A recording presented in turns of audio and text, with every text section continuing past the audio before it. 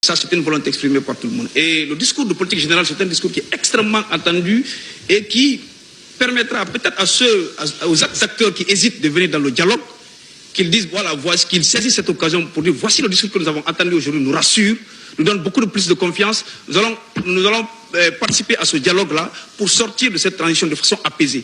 Mais ce que j'ai entendu aujourd'hui, j'ai l'impression que M. le Premier ministre reste dans sa position. Parce qu'il y a des propos que j'ai entendus. Quand il dit, ils pensent qu'ils sont au-dessus des Guinéens. Voici les propos. Quand il dit, il faut qu'ils reviennent à plus de considération. Ça ne rassure pas les autres acteurs.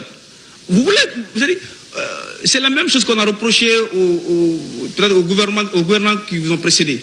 Aujourd'hui, si nous voulons aller vers une transition apaisée, il faudra bien, comme vous l'avez dit tantôt, que tous les acteurs guinéens se sentent concernés, que les gens soient rassurés. Et la question qu'on vous a demandé par rapport, en tant que garant du dialogue national, qu'est-ce que vous avez pour rassurer les autres? Ce n'est pas de le stigmatisme, ce n'est pas de la fixation. Donc, voici une préoccupation. Et ça, c'est la première. La deuxième... C'est bon, s'il vous plaît. Merci, Monsieur le Président. Cette préoccupation, elle est bonne. Le temps utilisé ne nous permettra pas de continuer ce débat avec vous.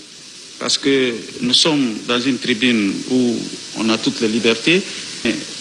Et quand on regarde à qui nous avons affaire, il a parlé à cette Assemblée avec la plus grande humilité.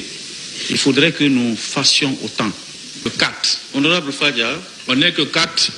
Acceptez de nous donner la parole pour qu'on puisse poser nos préoccupations politiques. Vous pouvez fermer le micro, s'il vous plaît. Fermez le micro. Voilà. Si j'ai donné la parole à votre voix d'à côté, j'ai fait un échantillonnage de ceux qui sont contre.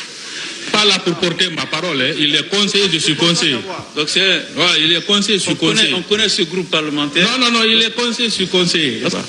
Président, si les questions qui doivent être posées ne sont pas posées, on ne peut pas s'attendre à des réponses par rapport à ces questions, s'il vous plaît. C'est clair, quoi, en fait, je pense. S'il vous plaît, nous avons toutes les questions par écrit, l'honorable. Toutes les questions sont là par écrit.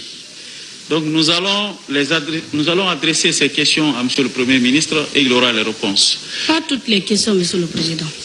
Parce que M. le Premier ministre a parlé de transhumance. Honorable Okseni, coupez votre micro. Monsieur le Président, moi je veux parler du cas social. Coupez le micro. S'il vous plaît, je veux parler des agriculteurs, Monsieur le Président. Honorable Séni, vous devez accepter de respecter la décision de cette Assemblée. Vous ne prenez plus la parole si je ne vous la donne pas. Le Président. Mais les femmes à l'intérieur sont en train de mourir.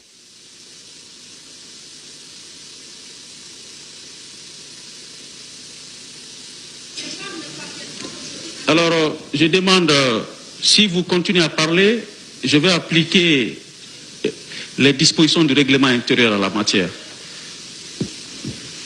Alors, honorables conseillers nationaux, je disais tout à l'heure que la démocratie est une marche longue, difficile, elle n'est pas parfaite. Si on n'adapte pas cette démocratie à nos réalités et au contexte, nous devenons des piètres rêveurs. Depuis 11h50, nous sommes dans cette salle pour